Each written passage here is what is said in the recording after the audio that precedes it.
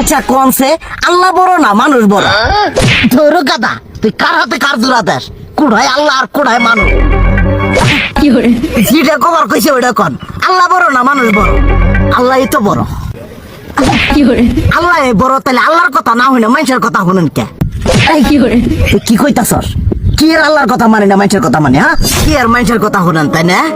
আমনে যে ওই দিনকে ডায়াবেটিসের রোগ নিয়ে যে হাসপাতালে গেলেন, ডাক্তার আপনার কত কিছু খাবার না করলো, সব কিছু না খাই এখন চলতেছেন, তাহলে আল্লাহ যে আপনারে কইছে যে হারাম খাবার না, সুদ খাবার না, কই আপনি তো কাম কাজ বাদ দিয়ে এলাকার মধ্যে টাকা পয়সা না গায়ে খালি ওইলে দিয়েই খান, নিজেরা টিয়াও হালাল ভাবে কামাই করেন না, ওই সুদ তো না কয়টা টিয়া করে লাভ আহে ওইলে দিয়ে দিয়ে চলেন আর পেট বড় বানাইছেন।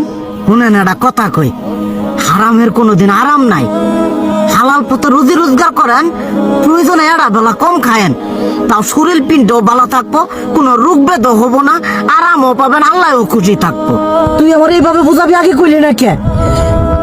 আসলে এই বিষয়টা তো আমি কখনো মাথায় এইভাবে নিইনি যে আমাদের কখনো ডাক্তার নিষেধ করলে ঠিকই আমরা নিষেধ মানি, কিন্তু উপর আল্লাহ যে কত কিছু নিষেধ করে দিয়ে সেটা মানি না।